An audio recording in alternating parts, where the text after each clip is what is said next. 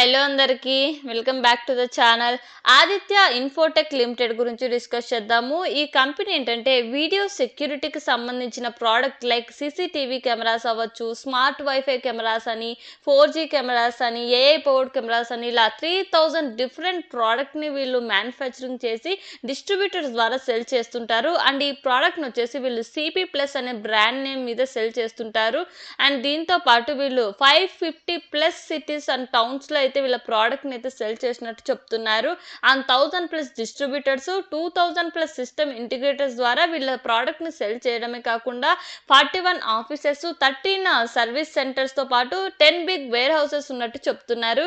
And వీళ్ళ manufacturing వచ్చేసి ఆంధ్రప్రదేశ్ కడపలో అయితే జరుగుతుందండి. And coming to the financial data, revenue చూసినట్లయితే FY23లో 2000 crores పైగా ఉంటే FY25కి 3000 crores పైగా అయితే ఇంక్రీజ్ అయింది. సో ఇక్కడ మీరు చూసుకున్నట్లయితే ఎవ్రీ ఇయర్లో కన్సిస్టెంట్ గ్రోత్ అయితే కనపడుతుంది. ప్రాఫిట్ ఆఫ్టర్ ట్యాక్స్ చూసుకున్నట్లయితే FY23లో 108 crores నుంచి FY25కి 351 crores పైగా అయితే ఇంక్రీజ్ అయింది. మేజర్గా ఈ 2025లోనే 200% గ్రోత్ గల కారణం ఏంటంటే వీళ్ళ బిజినెస్ ర్యాపిడ్గా గ్రో అవ్వడం అండ్ డిమాండ్ ఎక్కువగా ఇంక్రీజ్ అవ్వడం వల్ల ఈ ప్రాఫిట్స్ అయితే చూసామని అయితే చెప్తున్నారు. అండ్ దీంతో పాటు ఈబిటా మార్జిన్స్ కూడా 181 crores నుంచి 258 crores పైగా అయితే ఇంక్రీజ్ అయింది. అండ్ అసెట్స్ కూడా మీరు చూసుకున్నట్లయితే FY24లో స్లైట్ డ్రాప్ కనపడినప్పటికీ FY25కి బిజినెస్ ఎక్స్పాన్షన్ అనేది ర్యాపిడ్గా జరిగింది. సో బిగ్ అసెట్ ఎక్స్పాన్షన్ అయితే జరిగింది FY25కి. అండ్ దీంతో పాటు నెట్వర్త్ పరంగా కూడా చూసుకున్నట్లయితే ఇయర్ ఆన్ ఇయర్లో అయితే ఇంక్రీజ్ అయింది. అండ్ దీంతో పాటు వీళ్ళ క్యాపిటల్ని ఎఫిషియెంట్ వేలో యూజ్ చేసుకుంటూ రిటర్న్ మెట్రిక్స్ చూసుకున్నట్లయితే రిటర్న్ ఆన్ ఈక్విటీ వచ్చేసి 34% మార్జిన్, రిటర్న్ ఆన్ క్యాపిటల్ వచ్చేసి 33% మార్జిన్స్ అయితే మెయింటైన్ అవుతున్నాయి. అండ్ వీటితో పాటు వీళ్ళకి డెప్ట్ ఈక్విటీ కూడా 0.41 ఉందండి, which is very low డెప్ట్. And దీంతో పాటు మీరు చూసుకున్నట్లయితే ఓవరాల్గా వీళ్ళ ప్రాఫిట్స్లో కానీ రెవెన్యూలో కానీ గ్రోత్ పరంగా అయితే ఇంప్రూవ్ అవుతూ వచ్చారు ప్రాఫిట్స్లో కూడా. అండ్ దీంతో పాటు వీళ్ళ బిజినెస్ ఎక్స్పాన్షన్ కూడా ర్యాపిడ్గా జరుగుతుంది. రీటైల్ ప్రెజెన్స్ని వీళ్ళు ఇంకా ఎక్స్పాండ్ చేయాలనుకుంటున్నారు అక్రాస్ ఇండియాలో. అండ్ దీంతో పాటు వీళ్ళ production capacity 17 million units per ఇయర్ని దాటేలాగా మేము ప్రొడక్షన్ కెపాసిటీని కూడా ఇంక్రీజ్ చేయాలనుకుంటున్నాం అని అయితే చెప్తున్నారు. సో రెవెన్యూ గ్రోత్ కానీ బిజినెస్ ఎక్స్పాన్షన్ కానీ ర్యాపిడ్గా జరుగుతుంది. అండ్ దీంతో పాటు ప్రైస్ టు బుక్ వాల్యూ చూసినట్లయితే కొంచెం అగ్రెసివ్ ప్రైస్లోనే వస్తున్నప్పటికీ గ్రోత్ పరంగా చాలా బెటర్గా అయితే పర్ఫామ్ చేస్తున్నారండి వీళ్ళు. అండ్ ప్రోడక్ట్ వైజ్ రెవెన్యూ చూసినట్లయితే CCTV cameras, NVRS, DVRS products నుంచి వీళ్ళకి 78% రెవెన్యూ వస్తుంటే అదర్ ప్రోడక్ట్స్ నుంచి వీళ్ళకి 21% రెవెన్యూ వస్తున్నట్టు చెప్తున్నారు. అండ్ దీంతో పాటు వీళ్ళకి రిపీటెడ్ కస్టమర్స్ కూడా నెంబర్ ఆఫ్ కస్టమర్స్ అనేటివి ఇంక్రీజ్ అయితే వచ్చాయి ఎవ్రీ ఇయర్లో. సో దీన్ని బట్టి చూస్తే కస్టమర్ రిలేషన్షిప్ కూడా వీళ్ళు మెయింటైన్ చేస్తున్నారు.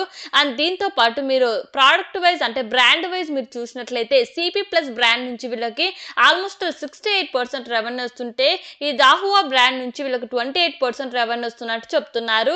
అండ్ డిస్ట్రిబ్యూటర్స్ నుంచి మీరు చూసినట్లయితే 80% రెవెన్యూ వస్తుందండి. ఈ సిస్టమ్ ఇంటిగ్రేటెడ్ ఆపరేషన్స్ నుంచి వీళ్ళకి 14% revenue, and retail and others నుంచి 0.3% revenue, online and e commerce నుంచి వీళ్ళకి 4.8% రెవెన్యూ వస్తున్నట్టు చెప్తున్నారు.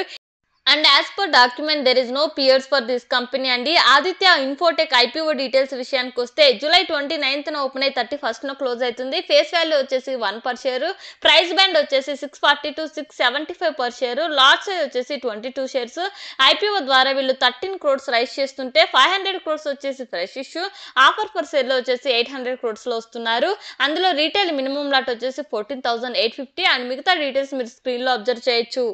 And coming to the positive points, రెవెన్యూలో గ్రోత్ కానీ బిజినెస్ ఎక్స్పాన్షన్ కానీ వాల్యుయేషన్స్ పరంగా కానీ చాలా బెటర్గా పర్ఫామ్ చేస్తున్నారు. And coming to the risk factors అండి, ఎక్కువగా వీళ్ళు లిమిటెడ్ నెంబర్ ఆఫ్ సప్లైర్స్ మీద డిపెండెన్స్ ఉంది కాబట్టి ఆ సప్లైర్స్ మీద ఏదైనా ఇంపాక్ట్ జరిగితే ఓవరాల్ బిజినెస్ మీద కూడా ఇంపాక్ట్ జరిగే అవకాశం ఉంటుంది. అండ్ దీంతో పాటు వీళ్ళు ఈ చైనా నుంచి వీటికి కావాల్సిన ప్రోడక్ట్ పార్ట్స్ ఉంటాయి కదా, వాటిని ఎక్కువగా ఇంపోర్ట్ చేసుకుంటున్నారు. వాటి మీద ఏదైనా గ్లోబల్ ప్రైస్ ఫ్లక్చువేషన్స్ ఏదైనా పడితే ఓవరాల్ బిజినెస్ మీద కూడా ఇంపాక్ట్ జరిగే అవకాశం ఉంటుంది. అండ్ దీంతో పాటు ఈ టైప్ ఆఫ్ బిజినెస్ కి ఏవైతే రిస్క్ ఫ్యాక్టర్స్ ఉంటాయో అవన్నీ వీటికి కూడా వర్తిస్తాయి. యాజ్ ఆఫ్ నౌ వచ్చేసి గ్రే మార్కెట్ ప్రీమియం 38% ఉందండి, ఇది చేంజ్ కూడా అవ్వచ్చు. అండ్ నేనైతే ఈ IPOలో పార్టిసిపేట్ చేస్తున్నాను. ఒకవేళ మీరు చేయాలనుకుంటే మీ ఓన్ అనాలిసిస్ మీ ఫినాన్షియల్ అడ్వైజర్తో కనెక్ట్ అయిన తర్వాతనే డిసిషన్ తీసుకోండి. ఒకవేళ మన వీడియో మీకు ఇన్ఫర్మేటివ్గా అనిపిస్తే మన ఛానల్ని సపోర్ట్ చేస్తూ సబ్స్క్రైబ్ చేయండి. And thank you for watching.